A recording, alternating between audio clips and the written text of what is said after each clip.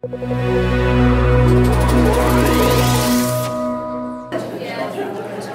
everyone. And I'm so glad to see that some of you brought your cocktails in here. I know I've got mine down here. I was a little nervous about having my full glass of wine before I got up on stage, and Denise will tell you why. I tend to go long when I talk, and a glass of wine will not help the situation. So anyway, sorry about that. Long day. I'm Jane Moran. I'm the Global CIO for Thomson Reuters, and we're so happy that you're here tonight. This event is sponsored by Women in Technology International and Thomson Reuters, and we're really just thrilled to have Dr. Sue Black with us tonight. I was completely blown away by reading about her. We've never met. We just met for the first time tonight, and I really feel like I know her now. After just doing a little bit of research, she is everywhere online. And I just couldn't believe it. So it's like she's got this site, and I pulled a little bit of her bio for you tonight. It's www.sueblack.co.uk, and it's amazing. She's got links to all of the things that she's done. She's been described as an academic, which is for sure. She's done some coding in C and C++ that I can't even explain to you, and I was a C++ coder, but she's been described as an academic and a social media whirlwind, and it's really true. And like I said, we're really happy to have you here tonight, Sue. She's made significant contributions to the world of computing, and in a number of places, it's been noted that it's for women in computing, but from my perspective, it's computing overall. So you've really made an instrumental impact in our industry, and I'm really looking forward to what you have to tell us tonight about how you've gotten to where you are in your career. Dr. Black is a senior research associate in the Software System Engineering Group at the Department of Computer Science at the University College London. She's also a senior consultant with the Cornerstone Global Associates. Since 1998, Dr. Black has been campaigning for equality and more support for women in technology. And I'm glad to see that we have a mixed gender group here tonight, but and I especially thank the men for joining us tonight, because it's so important to have that support, and it's so important, I think, in what we're doing at Thomson Reuters. I can see this firsthand, to have a gender diverse team, to have a gender diverse organization, and really just diversity in general. But I really feel like to have that difference of opinion is driving innovation and productivity within our own company. And I think that's one of the things that really resonated with me in reading about Dr. Black and what she's done over the years. It's really promoting that diversity, because I think that's really what we're trying to do, is really to help women find a voice in their careers and really help to promote what we're doing within technology and to really find that. One of the things that I know many of you have read about her is that she founded the online networks London BCS Women in 1999. And at this point, BCS Women now has over 1,200 members. She also campaigned from 2008 to 2011 to save Bletchley Park, which actually, the conversation, my husband, Chris, is really into technology. And this was like, he wanted to be here tonight, and we couldn't find a sitter, or he would have been here, because he really wants to meet you. This was, many of you know, but it was the UK World War II Center for Decrypting Enemy Messages. And at one point, it employed over 5,000 women, which I really think is just an amazing thing. And it's an amazing landmark that I'm really happy that we've saved. In 2011, Dr. Black also set up the GoTo Foundation, which is a nonprofit organization which aims to make computer science more meaningful to the public, as well as generate public excitement in the creation of software, and to help build a tech-savvy workforce. And I love this too. This is all about giving back, and it's help building that next generation of technologists for our world. Dr. Black has won a number of awards over the years. There's so many. I just picked a few to mention tonight. She recently won the PepsiCo Women's Inspiration Network Award. She was also named as Tech Hero by IT Pro magazine, which is amazing. She also was awarded the BCS John Ivinson Award in 2009. She was nominated for the Computer Weekly IT Blogs Award in 2009, and she also, in 2010, which I will attest to, won the IT Twitter User of the Year, which you should see her out there in the Twitter sphere. It's amazing. So again, I'm really happy to have Dr. Sue Black here tonight.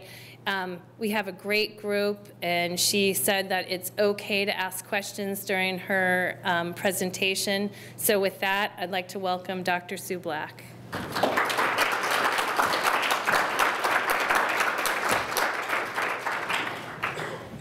Oh my goodness, I'm really embarrassed now with all of that. Just sit there blushing and getting redder and redder and redder.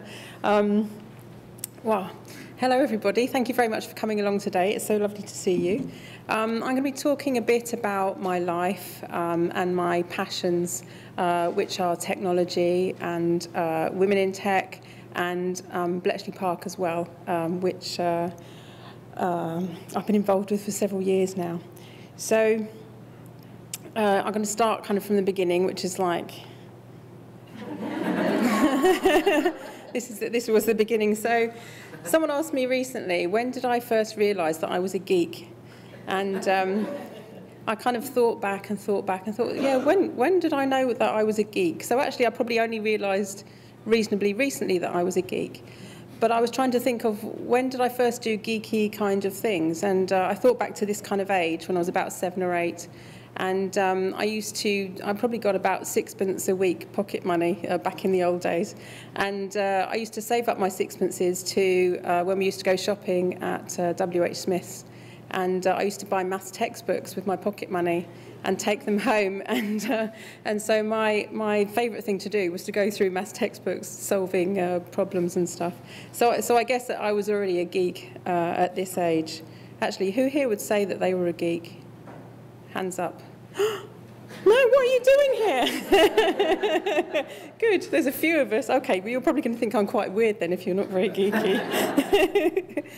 So as Jane said, please feel free to stop me if I'm not making sense, or if you want more information or you want to ask me something throughout my talk. I very much enjoy having an interactive talk rather than me just standing going on and on and on about things I like. And do wait for the microphone as well. There's 2 microphones at the back. If you want to ask a question, just put your hand up. So yeah, when I was 7 or 8, I was already a geek, I guess. And I used to love school. I used to love my maths textbooks and doing maths puzzles. And everything was great. I kind of enjoyed my life, and I enjoyed being very geeky. Kind of fast forward a few years. And when I was 12, unfortunately, my mum died, and that kind of sent our family into turmoil. My dad remarried after a year, and what kind of happened was that I left home and left school when I was 16 because things weren't really very good at home. And I had several jobs over the time from 16 to 20, and then when I was 20, I got married, and this is me here at 23 with 3 children. And kind of at that time, I was sort of right out of education, really. I left school at 16, as I said, with 5 O-levels, and I couldn't really take it any further. I couldn't really go to university. I couldn't really complete my A-levels because I was working in the evenings and at the weekend as a waitress. And I've had some of the best jobs, like waitress, cleaner. I'm just trying to, I guess, show you that I haven't really had a straightforward path in my career. So here I am at 23. I'd left work to have my first daughter when I was 21. And the company that I worked at the time, and the law at the time, was that you had to have worked somewhere, I think, for 2 years for an organisation to have to hold your job open if you left for maternity. And I'd been working at the company for 1 year and 51 weeks, and unfortunately they wouldn't hold my job open. So basically, I went off on maternity leave, I had my daughter, I didn't have a job to go back to, so what I thought the best idea would be to have another baby straight away and then go back to work after the second one. But what happened was I got pregnant again, then I had twins. So at the age of 23, here I am with 3 children under the age of 2.5, and quite busy, as you can imagine. Not really thinking too much about education and kind of my career, because then, you know, I was very busy looking after my family. Unfortunately, what happened after that was that my marriage broke down. It was quite a strain on both of us at 23, having 3 small kids. So basically we split up, and I ended up moving to another area. But what happened then was that I decided that then, as a single parent with 3 children, I would need to get a job at some point. And I thought, with my 5 O-levels, if I went back to work straight away, I'd probably be on minimum wage or just above. And so I thought that education really was the way to kind of take us out of kind of a bit of a desperate situation, because we had no money. We were on income support and stuff. So what I decided to do was to do a it was called Polymaths course, which was a maths course in the evenings at college, and that gave me university entry. And so I went to university to study computer science at South Bank University in London, and here I am at the age of, I think I was about 30, getting my degree here with my dad, my brother and sister. That's another nice family photo. And it was a great day, because I really felt like I'd managed to achieve something, not only for myself, but also for my children and kind of our future. So at that time, I wasn't really sure what I wanted to do when I finished my degree. I thought about becoming a consultant. I also thought about becoming a maths teacher. And I also thought about doing a PhD. And one of the great things about doing my degree, even though it was difficult to start with, because I could only go to lectures between 10 and 2, because I was taking my kids to school and then picking them up after school. At the beginning, they got older, and then they could go to after-school club and stuff, so that made it a bit easier. And towards the end of my degree, my project supervisor asked me if I wanted to do a PhD. And so I said to him, yeah, I'd love to do a PhD. And we kind of carried on the conversation. And then I went out of his office to go and look up what a PhD was, because I didn't know what it was. I knew it was a good thing, but I had no idea what it was. So I realised that if I wanted to become a consultant, I was going to have to work really long hours, and I was still a single parent with 3 reasonably young children. So I decided that probably wasn't the best thing to do. Doing a PhD meant that I had flexibility. I could work from home sometimes. So that was an option. And becoming a maths teacher was also kind of similar in that it was reasonably flexible. And of course, as a maths teacher, I would have had school holidays and stuff, so that would have worked quite well.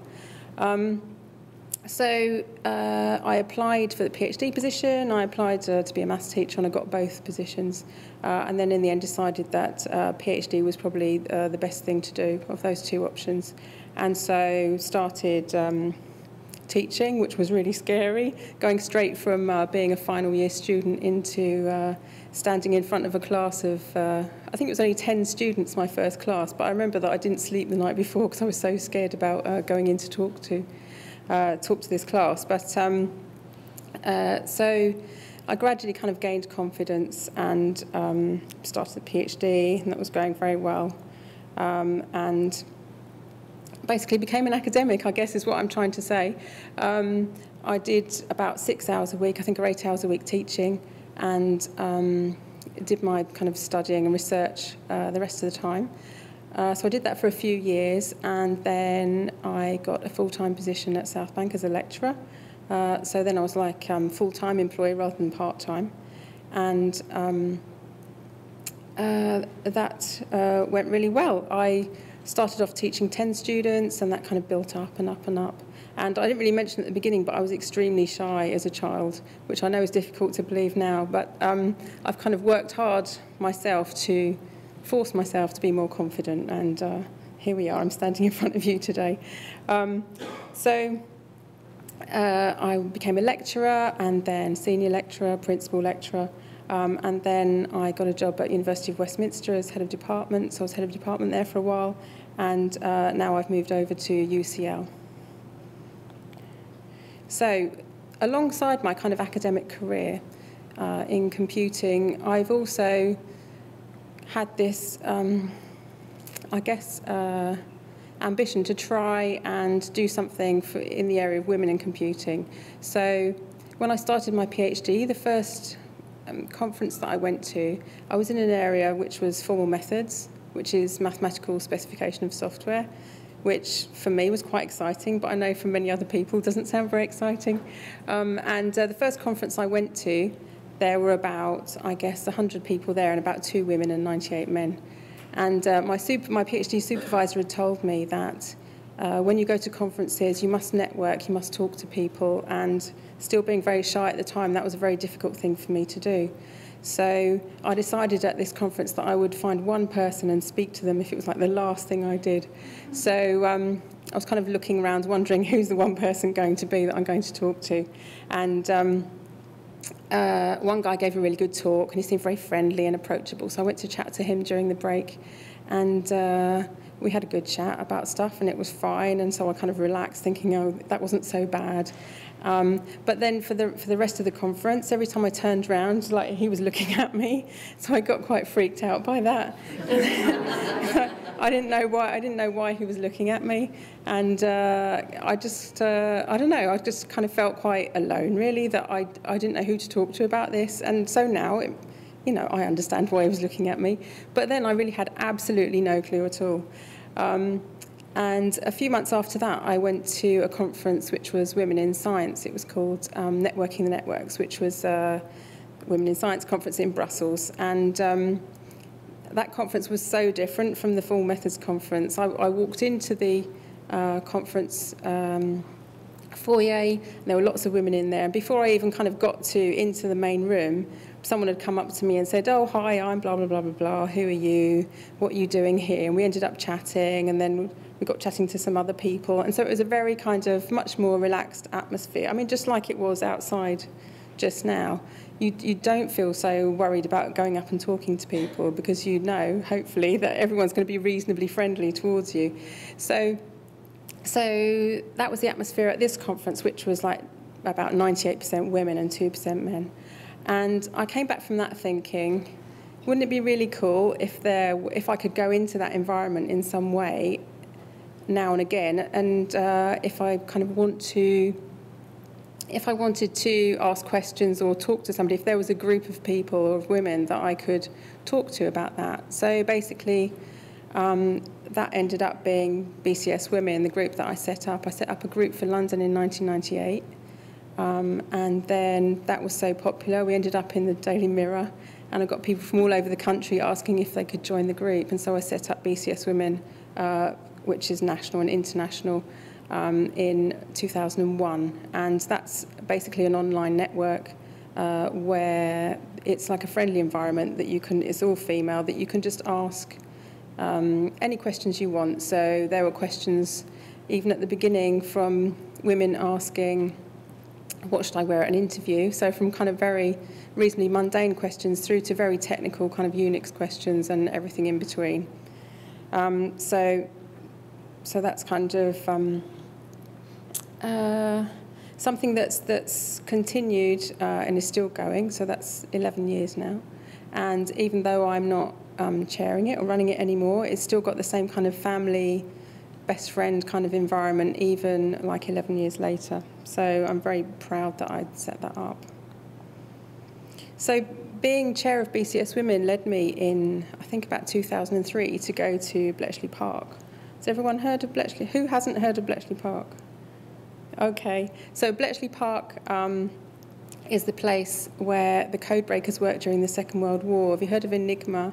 And you know about the, obviously, the secret messages that were sent between different people during the war. So Bletchley Park is a place where they cracked the codes. And so in the UK, we read the messages that were being sent between, like the German High Command, for instance. So the work that was done there was said to have shortened World War II by 2 years. And at that time, 11 million people a year were dying. So potentially the work that was done there saved 22 million lives. So I didn't realise that when I went up there. I kind of, in my mind, Bletchley Park was a place where code breakers worked, and to me a code breaker was like a sort of 50 or 60-year-old man with a tweed jacket, kind of smoking a pipe, who kind of sat round doing the Times crossword with his friends. And so I had this idea that it would be quite a small place with, it would have been a small place with just some old blokes there, basically. There's nothing wrong with old blokes, but that's kind of the mental image that I had of what it would be like there. So I went up for a BCS Women meeting, and I went to the meeting and afterwards went for a look round because it's a 26-acre site, so it's very large. And as I walked around, I saw these guys rebuilding. What I found out then was the bomb machine. So the bottom, this picture here. So this is a rebuild of the bomb machine, which was one of the machines that was used to kind of crank out the results of the messages. So I saw this guy rebuilding the bomb machine and asked him what he was doing. So he told me about that. And he said, well, why are you here? I said, I'm representing this group for women in computing. And he said, oh, did you know that more than half the people that worked here were women? So I was like, no, because I've got this idea of these like blokes in their 50s. I said, how many people worked here? And he said, more than 10,000. So I was like, really? I couldn't believe it. And being a woman in technology and wanting to promote and support women in technology, I just thought, well, I've got to, if I don't know about it, then surely hardly anybody knows about it, right? Because I'm kind of up to speed, I thought I was on all these things. So I went away thinking, I've got to try and promote the work done by the women here during the Second World War. So I eventually raised funds for the Women of Station X project, and that was like an oral history project, because no one really knew what the women had done, and most people didn't know that anybody had done, what anyone had done there, because it was kept so secret after the war. So it was all about getting women to talk about what their role was there and what happened there. So here's some photos of Bletchley Park here with the mansion house and one of the code-breaking huts. So at the launch of the Women of Station X project, I gave my little talk about, what we'd done and why I thought it was important. And Simon Greenish, who was the CEO then of Bletchley Park, gave a talk, and he basically said that Bletchley Park were teetering on a financial knife edge. So they were just about making ends meet. But basically, he was worried about their financial situation. And so I kind of thought to myself, well, that's not right, that why is it that Bletchley Park is in that sort of situation, when to me it's like one of the most important places in Europe, if not the world, for the work that was done there and all those lives saved. So not long after that, I went up for a reception at Bletchley Park and did a tour. And I had this moment where I was kind of standing in front of Hut 6, which is this hut here with the blue tarpaulin over it. And one of the veterans was telling us all about the sort of major code-breaking achievements that happened in that hut. And the whole thing about 11 million people a year dying, and the work done there at Bletchley Park shortening the war by 2 years. And I just had this moment where I thought, well, this isn't right. Why is this place like having financial troubles? If it was in another country, surely the government would be looking after it, or something. They wouldn't be in that sort of situation. So basically, I went away that day with having taken the photo of the hut, and there was a petition on the 10 Downing Street website at the time asking the government to help save Bletchley Park by giving them funding. And at the time I was head of computer science department at University of Westminster. And so I was on an email list for all heads and professors of computer science in the country. So I emailed all the heads and professors and said, please sign this petition. I think it's really important. Put a photograph of the hut and said, they don't have enough money to survive. Can you help?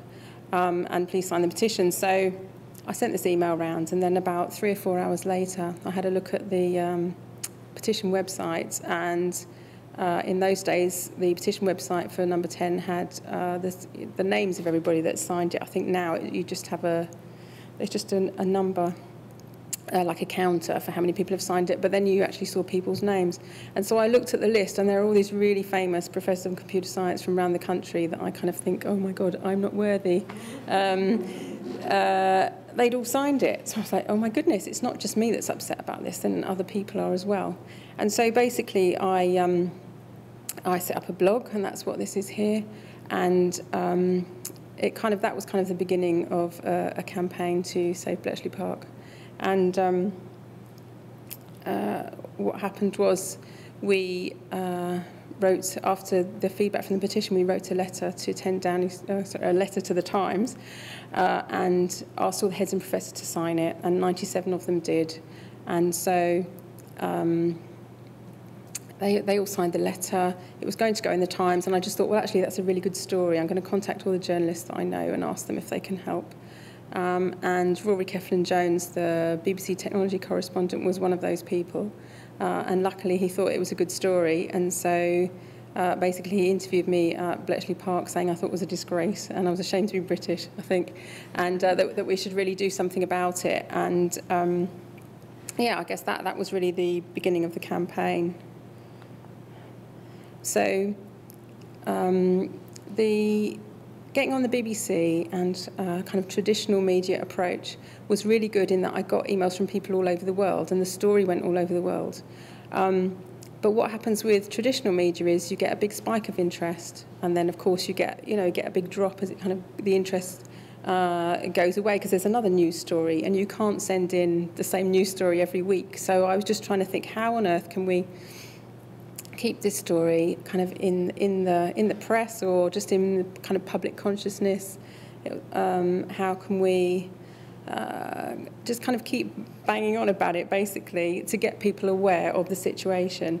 And so a few months after the BBC interview, I started using Twitter in earnest.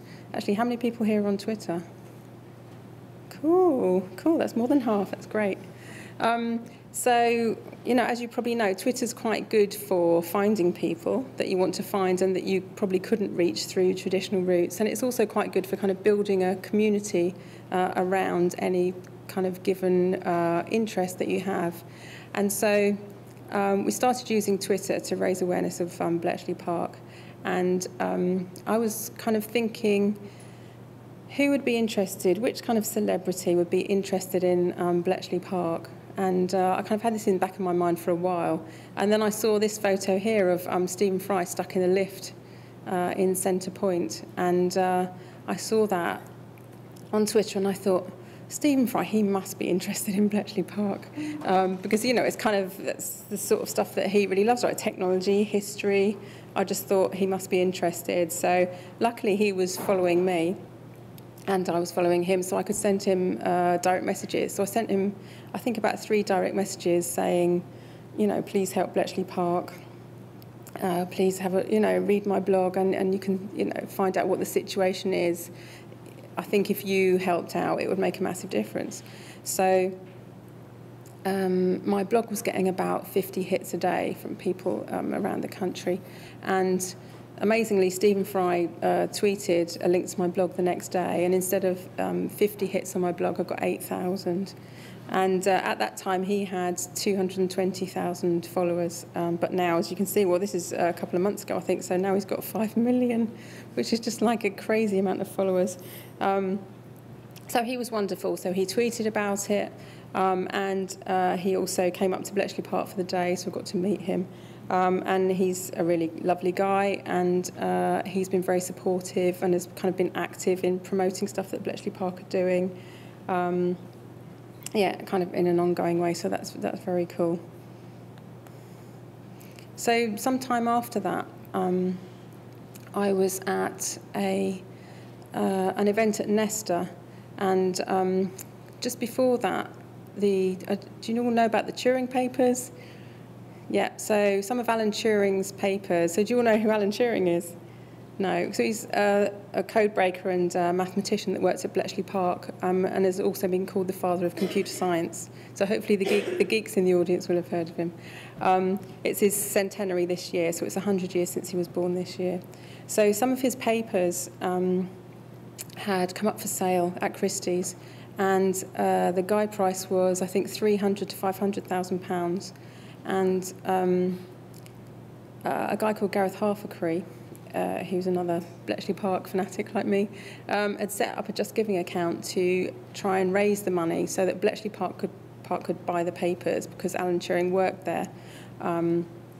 And we all felt that Bletchley Park was the right place for his papers to be on display. So he set up a Just Giving account, and after a couple of weeks, he'd raised £20,000, which was really amazing from the public. And I kind of had in the back of my mind that I wanted to try and make it happen, try and enable Bletchley Park to buy the Turing papers. So I was at a talk at Nesta, and Megan Smith, who's a Google VP, was one of the speakers. And so I thought, okay, I'm going to go and ask Megan at the end of the talk if she can help Bletchley Park buy the Turing papers. And I went up to talk to her at the end, and I said, Bletchley Park, blah, blah. And she hadn't heard of Bletchley Park, and she hadn't heard of Turing. But she was interested in what I was saying and said, send me an email. So I sent her an email all about Bletchley Park and about the Turing papers and why I thought it was important. And the next day, coincidentally, a guy called Simon Meacham from Google got in touch with me via Twitter and said he wanted to help with Bletchley Park in some way, because he was a big fan. And so I told Simon at Google about Megan at Google, and kind of put them in touch with each other. I mean, I think they knew each other already, but I sent Simon the email that I'd sent Megan, and basically the two of them managed to get $100,000 for Bletchley Park to buy the Turing papers,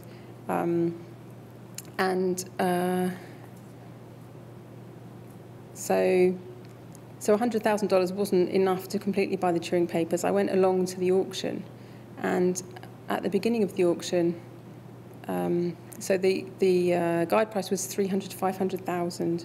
So at the beginning of the auction, I knew that Bletchley Park had about $100,000, and they had the $100,000 from Google and the £20,000 from the Just Giving account, so about £100,000, but the guide price was about £300,000. So I kind of sat in the auction wondering what was going to happen, and basically the papers didn't get to the reserve price, so there was no sale. But Bletchley Park and Google and other organisations came together to make sure that the papers did go to Bletchley Park. And so this is my blog from the day at Bletchley Park. This is the papers at Bletchley Park when they first arrived, and they're now on display there if anybody wants to go and see them. So one of the favourite things that I've got from being involved with Bletchley Park is going up to the annual Veterans Day. So more than 10,000 people work there, and more than half of them were women.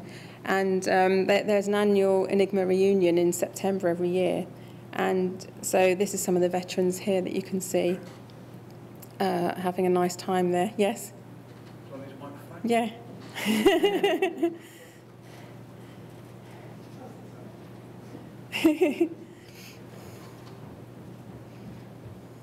Thanks, Gus. I was just wondering if many of the women had worked in anything related to computing or anything like that before they started working at Bletchley Park, and if you ever heard any stories as to how they got chosen to work there in the first place. Yeah, that's a good point. Well, actually, I think what surprised me was that most of them were actually teenagers or in their early 20s, and so most of them went straight from school, actually. So like at age 17 or 18 up to 20, and many of them were like recommended by their headmaster at school or from a local club or something.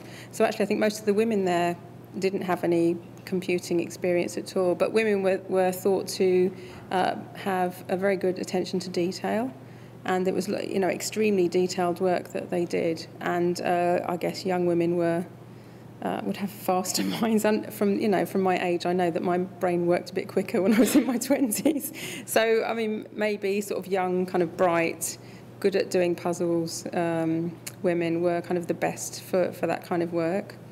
It actually makes you smile that you say that about women having attention to detail, because I was talking to one of our male technology leaders here the other day about women in working technology. Yeah. The first thing he said is, I like women in my team because they've always got better attention to detail. Something's so changed, apparently. Yeah, so again, it's amazing, isn't it? If you just think about, it's more than 5,000 women, but like really young women, kind of just left school, working, not able to tell anybody what they're doing at all. And so I put this slide in of the veterans because my favourite story relates to some of the people here. I was at the veterans dinner talking to some of the women who'd been there like when they were like 16, 18, 20, about what they did there. And I said, so what did you get up to outside of work, when you weren't kind of in this sort of hut, working under secrecy, unable to talk about it. And one of them said, oh, do you remember that time, to another one, do you remember that time when we nicked the vicar's bicycle to go to a dance? So I thought, okay, this is kind of more of the story that I want to hear about, actually, what they got up to outside in the kind of hijinks kind of stuff. And another lady said that lots of them were billeted out at Woburn Abbey, so are living at Woburn Abbey, and apparently they're used to sunbathe topless on the roof. And yeah, it's like when you look at these ladies, that's not what you think of. So it was quite cool, kind of sitting there and them telling me these stories. And so they used to sunbathe topless on the roof, and apparently the local RAF base couldn't understand why their pilots were flying low over Woburn Abbey, and then they found out it was because they were trying to get a peep at the topless sunbathing on Woburn Abbey. So, even in wartime, some people have fun. So I put that slide in just so I could tell that story, because that's one of my favourite Bletchley Park stories. So I thought I'd see at this point if everyone's still awake, because I've been rambling on for a while. So I thought I'd have a bit of a quiz with some photos of, for me, like kind of some of my tech heroes. So this is someone that's related to Bletchley Park. I wonder if anybody knows who that is. If anyone does, I'll be really shocked. So her name's Dina St Johnston, and what amazed me one time when I was at the National Museum of Computing at Bletchley Park, which you all must visit too, is that she set up the world's first software house. So the first software house in the world was set up by this woman, Dina St Johnston, and we've never heard of her. So I think that's a bit of a shame, but also it means that I try and talk about her whenever I can, because the women have done amazing things, we just don't know about it, and we should really be celebrating what they have done. Does anybody know who this is? Not a woman. Does anybody know who? You might have guessed who this is. No. Tommy Flowers. Has anybody heard of Tommy Flowers? Shame on you. Tommy Flowers is the inventor of Colossus, which is the world's first programmable digital computer. And he invented that as part of the code-breaking effort at Bletchley Park. And it's one of the world's first computers, so we should all know about him too. Does anybody know this? It's Steve Shirley. Yeah. And she actually started a company back in the late 60s that employed all women. And she ended up selling her company about 20 years later for a couple For a lot of money. £100,000, Yeah. something like that, like crazy, right? Yeah, no, absolutely. So Steve Shirley, who I chatted to last week, is an amazing woman. She came over to England, I think, about the age of 6 as a Hungarian refugee, and without her parents, and basically has kind of been on her own since then, I think, from what she says. And she's just an absolutely wonderful, formidable, fabulous woman. The reason that she's called Steve, so she's still called Steve Shirley, is that in the 1960s, she was trying to get a job, or maybe it was the 50s, trying to get a job in computing or that kind of area and not getting very far. So her husband suggested that she change her name from Stephanie on her CV to Steve to see if that made any difference, using a man's name instead of a woman, or a non-specific gender name. And what happened was she got a job when she changed her name, which is very depressing. Hopefully that wouldn't happen now. Definitely not at Thomson Reuters, right? So she set up a company called F International, which mainly employed women working at home, programming. and she sold that for 150 million some years later. So an absolute role model, I think, for us. And just, to me, the fact that 50 years ago, she was doing this, having, you know, employing women working at home. We're not there now, are we? I mean... We need to replicate this. Yeah, no, Seriously. absolutely. Just a complete trailblazer. And we haven't, I think she was more than 50 years ahead of her time, basically. Just absolutely incredible woman. So, does everybody watch Little Britain? Yeah, good. Okay, so you might know this sketch where anybody that says anything to the lovely lady behind the desk gets the answer at some point. Computer says no. And I think this kind of, in a way, typifies our attitude. Well, obviously not us. Well, obviously not the geeks here anyway. But most people, I think, still have a bit of a negative attitude towards technology and computing. I've kind of found during my career that if anyone asks me what I do and I talk about computing, they either say, can you fix my computer or my printer? or they say, you know, like the computing's a bad thing because what about all those big government IT projects that fail and a waste of taxpayers' money and blah, blah, blah. And you know, if you're a computing person, then either you're boring or you're a boffin or you're both. And that's not, you know, the boffin wasn't a complimentary, I don't think. So basically it's been quite a negative attitude towards me, towards computing, maybe towards me as well. And so I think there is this kind of computer says no attitude that people have in this country, which to me is crazy because technology is the future, and the more we understand it, the better future we're going to have, in my opinion. So just recently, I've, as Jane said at the beginning, set up a non-profit to promote computing to the general public. And so when I was thinking about setting up the company, I was thinking, what's, you know, about our heritage in the UK, our technology heritage, and our kind of innovation and invention heritage. And I've just talked about some of the kind of pioneers of that in this country, who are my heroes. And thinking back, I think during the Industrial Revolution, the UK was one of the leaders in the Industrial Revolution because of our kind of amazing invention and creativity in innovation in this country that we do have.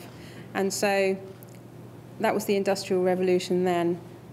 Now we're in the digital revolution, and to me, technology is the great enabler of all of those things. So even if we are inventive and creative, if we don't have technology skills, we can't kind of leverage that at all to innovate in this country. And I think innovation is so important these days.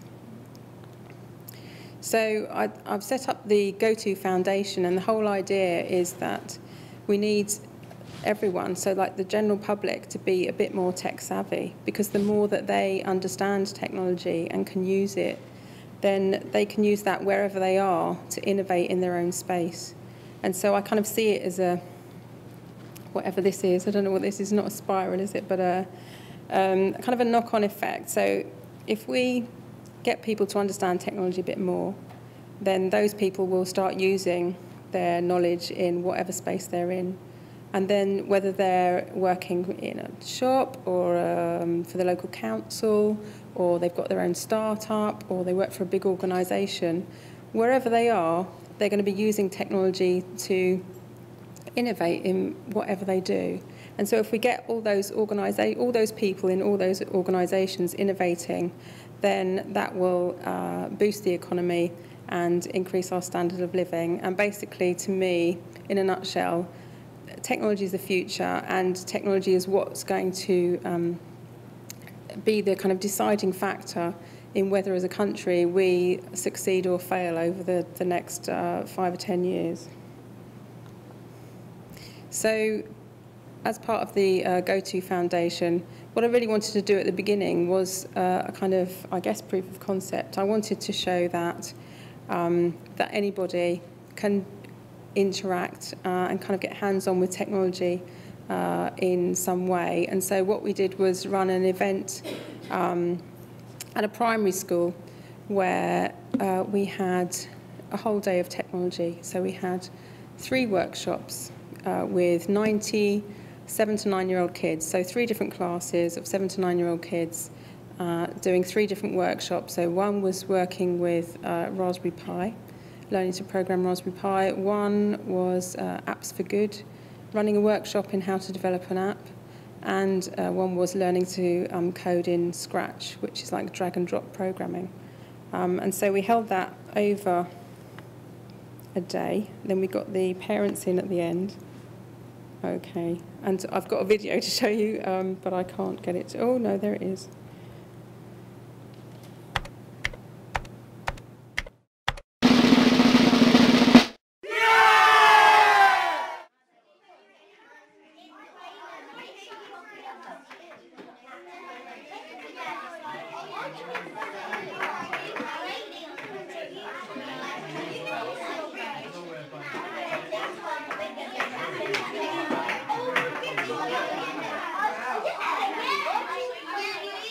What I really wanted to do was, from my software engineering background, bring together the hardware, the software and the design all together so that people get more of an idea of the kind of holistic picture of what technology is all about, rather than just kind of partitioning everything all the time. You need people to see the whole picture for them to understand it and appreciate it, and then they'll enjoy it so much more. And yeah, we need this in primary schools, we need it in secondary schools, we need it out there, we need programmes on TV, we need people to understand this stuff.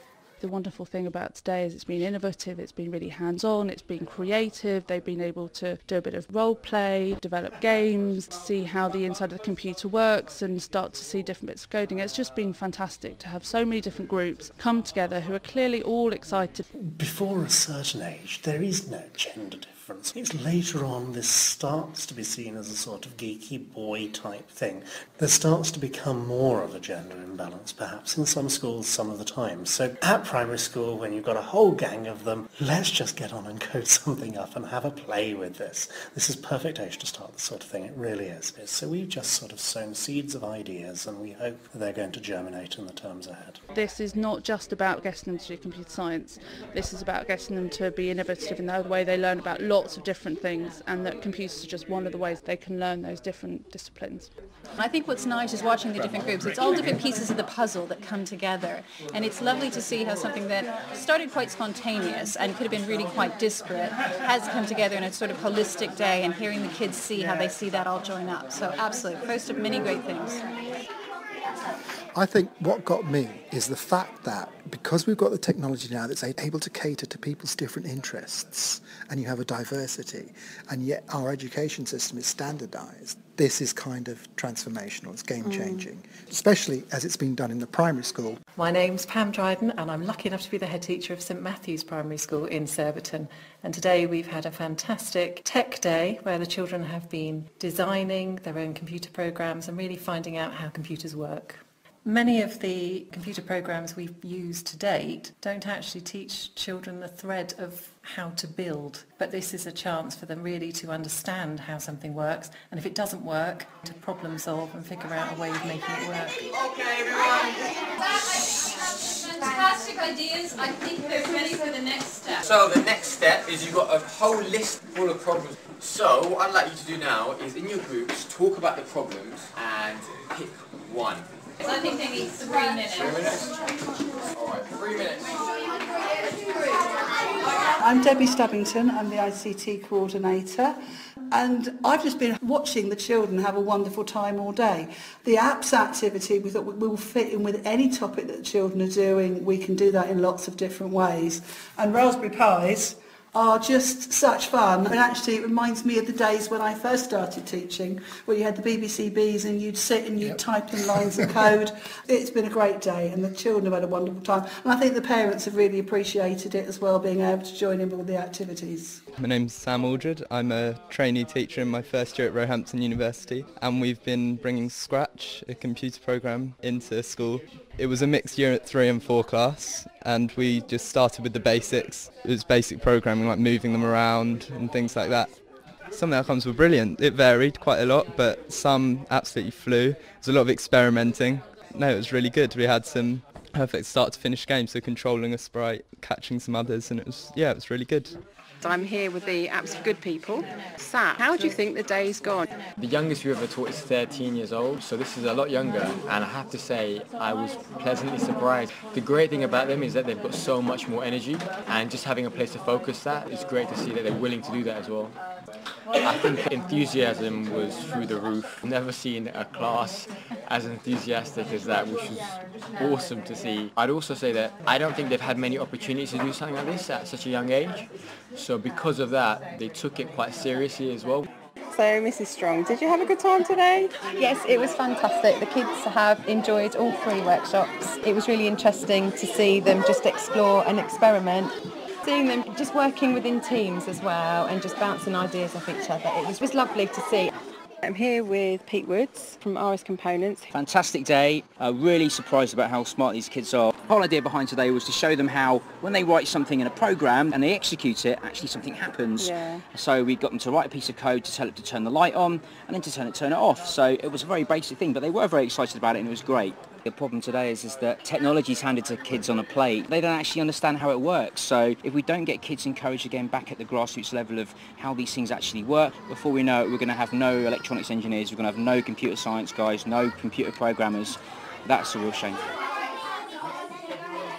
Everyone involved has had a brilliant, brilliant day. It just goes to show that if you present stuff in the right way, people love it. People are interested in computer science, they are interested in technology, they just don't know yet that they are, but I think we need to do more of this. Do we need a revolution? Yes, we do. There's so much goodwill around all of this.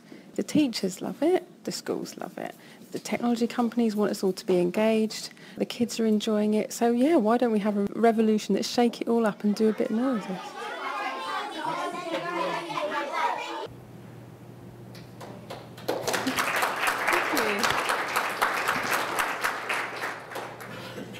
Right, hopefully I'm back to the presentation.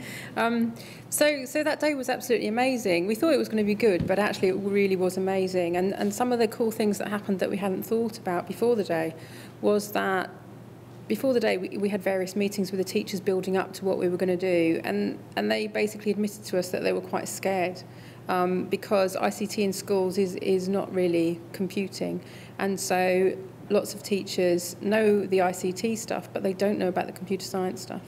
And so what was great on the day was that the teachers went from being scared of what was going to happen to, you know, within 10 minutes, 15 minutes, 20 minutes, half an hour, they were joining in and enjoying it too. So that was wonderful. And they kind of went from being very frightened to absolutely loving it very quickly.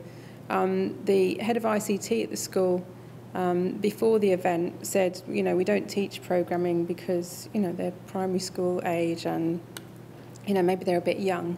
But then after the one-day event, when the kids had done some scratch programming and programming the Raspberry Pis, they're now teaching programming from year 3 upwards. So that's all the kids from age 7 upwards are now learning programming in the school. And it just went really well. The Apps for Good session, so learn to develop an app within an hour. So they were amazing, Apps for Good. They took a class of 30 kids, showed them kind of what an app was. I think quite a few of them had an idea anyway, probably because their parents have got smartphones.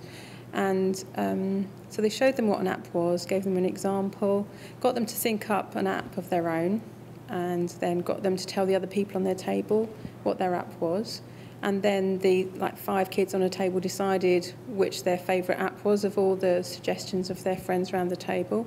And then, as you saw from the pictures, they started drawing out the user interface for the app and also writing down the kind of program logic for the app. And that's seven-year-olds were doing that and having fun doing it. And I just found it absolutely amazing. And like Sat said, the youngest kids they'd taught to do that before were 13, but here he was with 7-year-olds and they could do it too.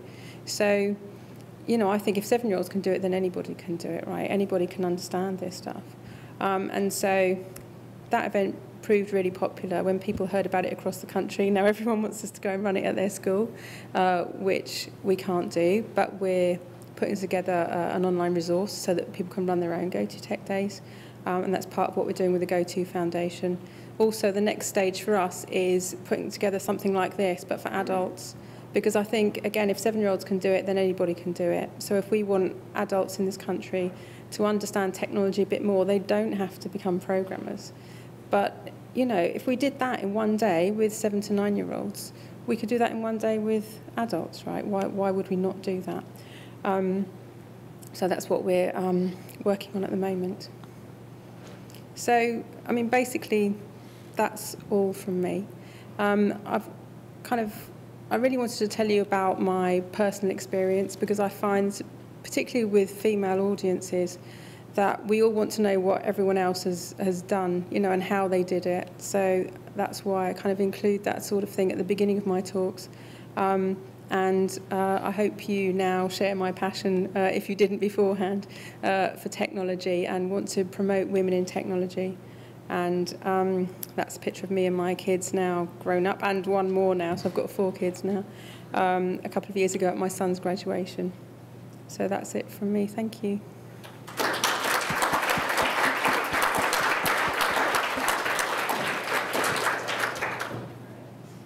You guys, thank you very much for attending, and we have, do you guys want to ask some questions? I do think we have some questions out here. Hi, my name is Nora, and I'm 35, and I'm 7.15% geek, according to an online test. Yeah. But I've ended up, I work for Lipper, that's a part of Thomson Reuters, and I kind of ended up here by chance because of my language skills, and then I ended up working with data, and I went, oh, I quite like this. And then I was working with a guy who did Excel macros, and he used to annoy me. I'm like, why are you doing this stuff? Can you not just do what you're supposed to do? And then he left, and I realized that, well, actually, the stuff that he's done is actually quite handy. And then I got into writing macros, and I've learned stuff. So I'm thinking, okay, I've got something here. But so I'm 35, and you've got these kids who are learning stuff, and I suppose what I'm looking for is like an inspirational message that says it's okay if you've got... there's so many people who say, well, if you've got the right attitude, that will take you really far. But you've got kids who are 12 and they're coding, they're hacking into NASA systems from their bedrooms. And I'm like, what have I got against them? And I suppose I kind of... Maybe want some encouraging advice that it's okay if I've got some coding skills, and I've done courses at Open Uni. So if I have some coding skills, is that enough for me to go out and send out my CV and say, I can do a little, but I've got a lot of attitude? And I suppose if you could maybe comment on that, or anyone else in this room, because I'm sure that we've got kind of technology people at different levels. So are there jobs for someone who can code a little? Yeah, I mean, absolutely. I think these days there are so many jobs in technology, so probably Jane would be a good person to talk to. Maybe you can answer that better than I can, really. I don't know if I've got such a booming voice, but I will hop up here and say I'm a huge advocate for, it's not just having the programming skills, which I think is really important, and the technology is super important, but you need to understand what business outcome you're trying to solve. So you do have it over the 12-year-olds, right? You got to know that, like, they're not in tune with their, I've got a 12-year-old. You've got to, there's a combination of that skill set. And I think actually, for those of us that have come up an unconventional path, like Dr. Black, and myself, my first job out of college, I was a business analyst. But I like computers, and I was that geek that was like, you know, I was the DOS girl. I'm aging myself now. But, you know, that was really important, was to understand how the business worked and to have the technology skills. And I don't think that has gone away. I think that's really important. I think what everyone needs to have, not just you, because I think it's a great question, and I think it's something on everybody's mind, is to have the confidence to know that you have that skill set. You've lived that life. You've had that experience. You're 35. You've had all of those things that have happened before, and you understand the technology. And that's really a special skill set, and you should embrace that. And I think there's a lot of jobs out there. And if you come up later, give me your card, right? This is how you make connections. Is it something like this? Get out there and just, you know, meet people, because that's how you're going to find the next opportunity. Yep. Thank you. Taking us back to Bletchley Park, I wonder what the team at Bletchley Park would have made of the so-called pigeon code, and would they have cracked it by now? I'm dying to know what that says. And I've actually, because I'm now friends with some of the code breakers, so Captain Jerry Roberts, who was one of the code breakers working at Bletchley Park, has seen it. And so he's been, you know, he's 92, he's been sitting at home trying to crack the code, and is, you know, very disappointed and frustrated that he can't do it. So I'm sure we're going to find out at some point, and I'm really, really hoping that it's not a setup, you know. But hopefully it is authentic. And yeah, I can't wait to see what it says. But it's probably something really mundane, isn't it? I don't know. Thanks.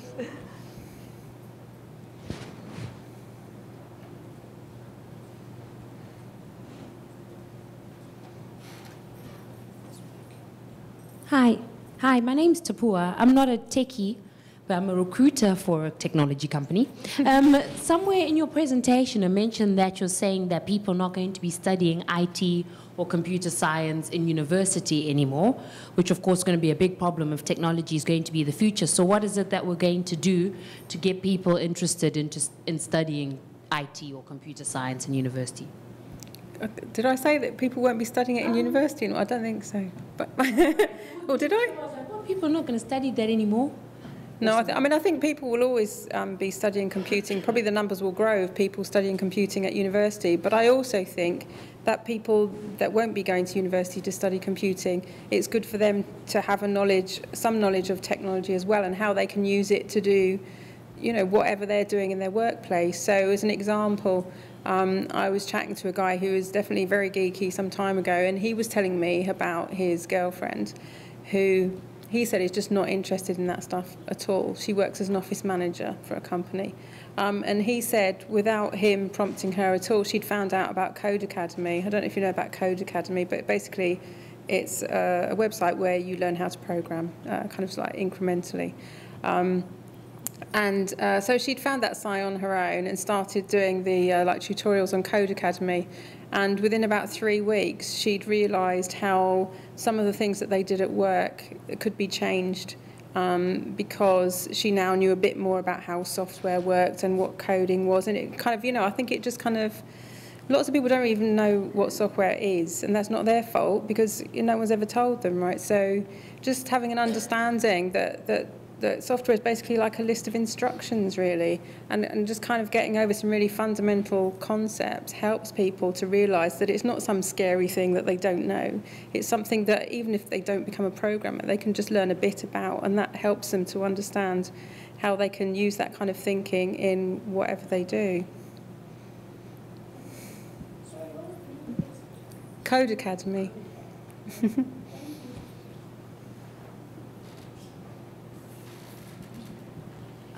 Hi, my name is Rachel, and I'm currently building my startup, which is within the tech industry.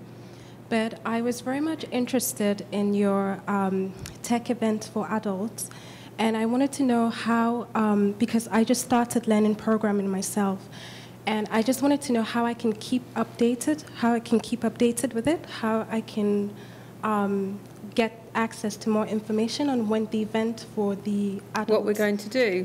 Yeah, so please sign up on the GoTo Foundation website, which I think is the URL, gotofoundation.org at the bottom. You can click there to be put on our newsletter list, basically, and then we'll keep you updated with what we're doing. Thank you. Yeah, go to fdn.org. Thank you.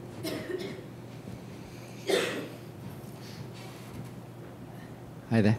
Hi. I wonder what we can do to try and close the gap now, because you're doing some great work with, and I've also been working on the Apps for Good program as well. Cool. But, you know, I head a mobile development team here, and of the 25 guys that I have, we have just hired one female.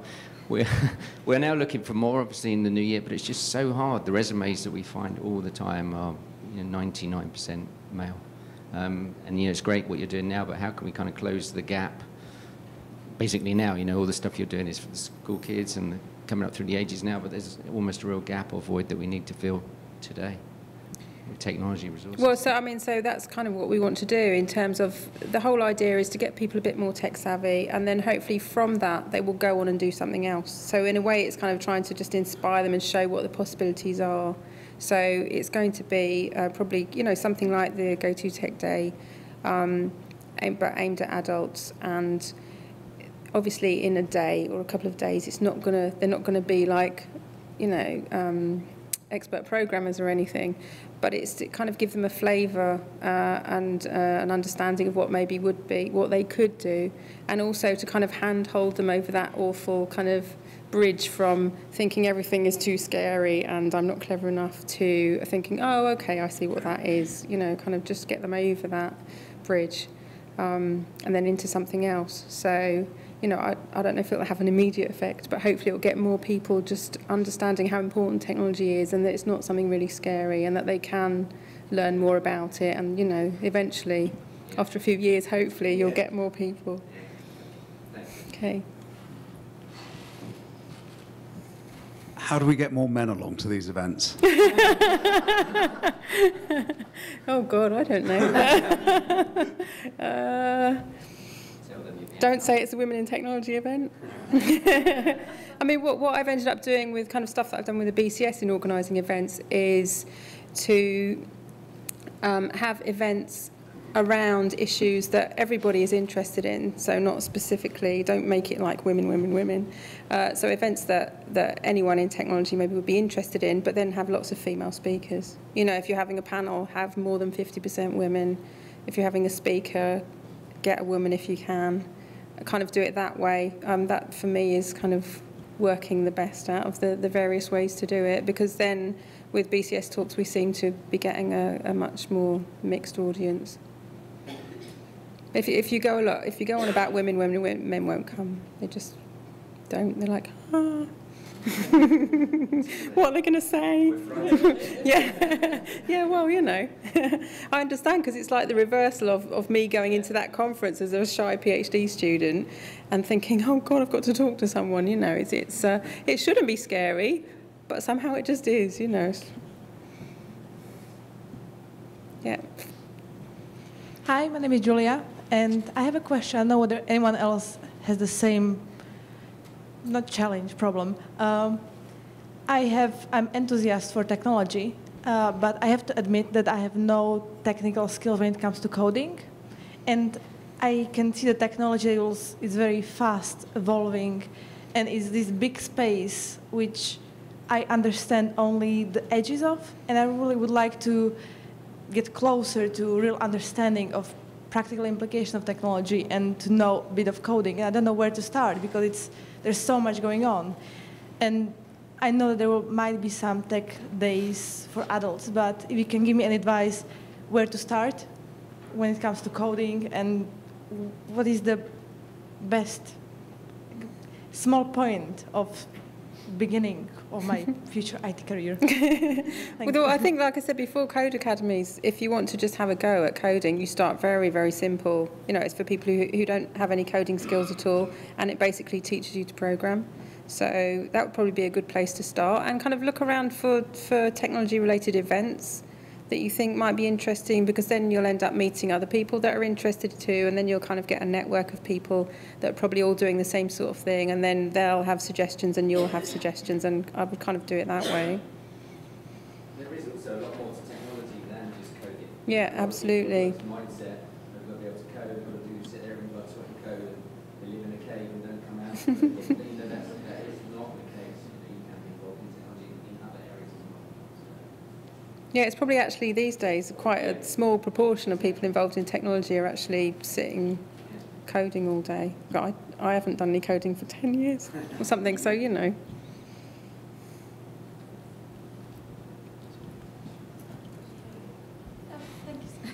Hi.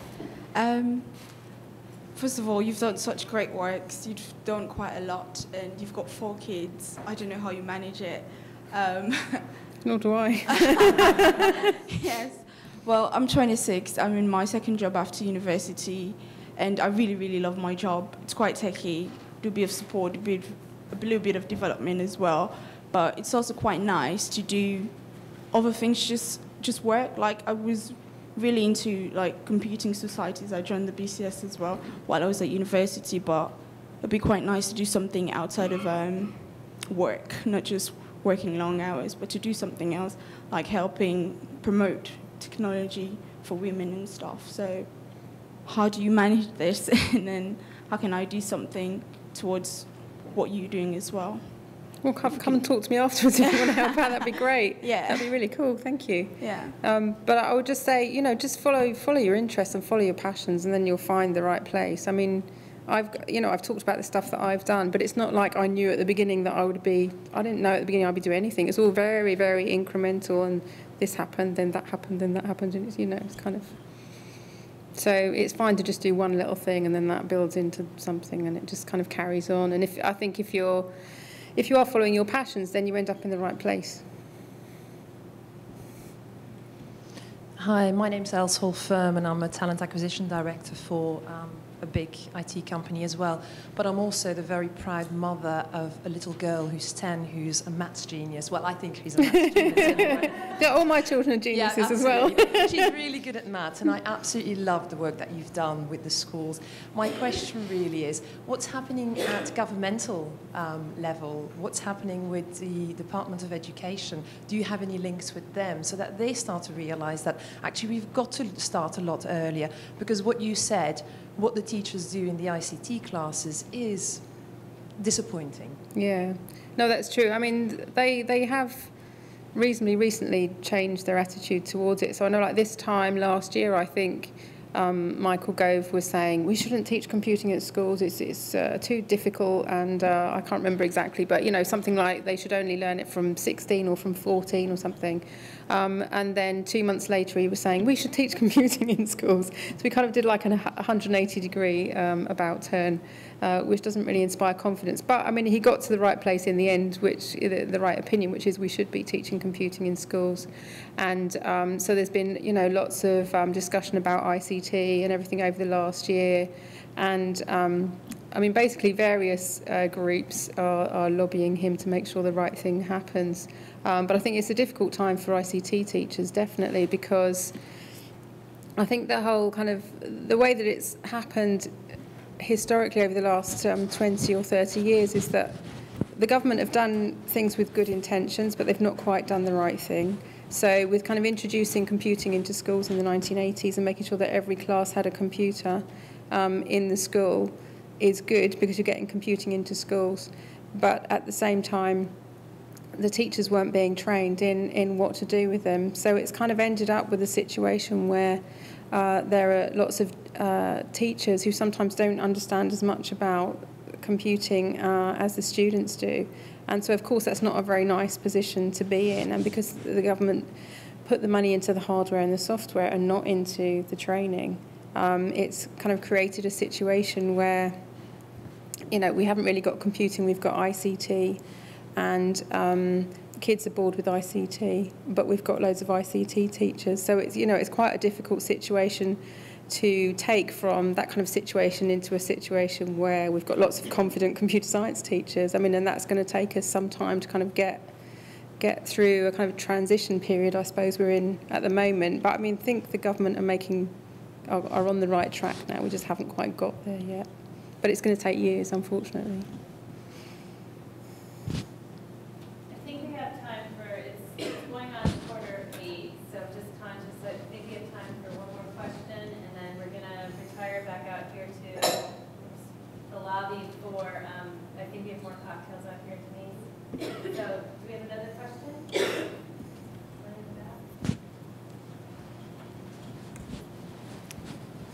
Hi, hello. My name is Suli. I'm working in venture capital space, focused on energy side. And I want to expand one of the questions asked by Nina. Is your name? Oh. I'm interested in technology myself. However, there's a lot of jargon there. When being thrown, a lot of jargon, you then get confused and turn you off. I really want, not for coding, but I want knowledge, kind of more like technology 101. something could tell me what kind of wording or jargons are in the same group or focus on the same kind of technology. Who is competing to who with who, which sector they're in, what they're focusing on, what applications in the real world. And that's something to learn. And I'm just wondering, is anything, any place I can go to learn those? Is anyone who break it down in some simple terms for me to understand them? No. No, I'm not sure. I mean, I guess there's lots of information out there. But in terms of one place where you could do that, I can't actually think. Does anybody know somewhere where you can do that? Because at the moment there's too much information. Yeah, if you Google it, everything comes to you. You look at them, someone said the same thing or different. You don't have no background or knowledge, so you will think, sorted. Yeah, well, I mean, that's exactly the sort of thing that the Go-To Foundation is all about, is providing resources like that. And if you all give us some money, we'll go away and do it. Thank you. All right. Well, you guys, thank you so much for attending tonight. We're so grateful. Sue, thank you for a great... Can I? Oh, yep. Sorry, thank you.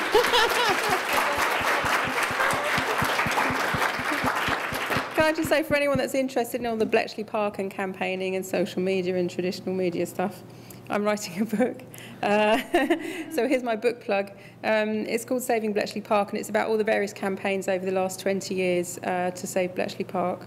I've just started writing it, and it's being crowdfunded, so it's at 154% now. So I will be writing it because we've got enough pledges. But if you'd like to get your name in the book and get the special edition copy, then do sign up. It's unbound.co.uk, Saving Bletchley Park. All right. Well, thank you very much. Thank you.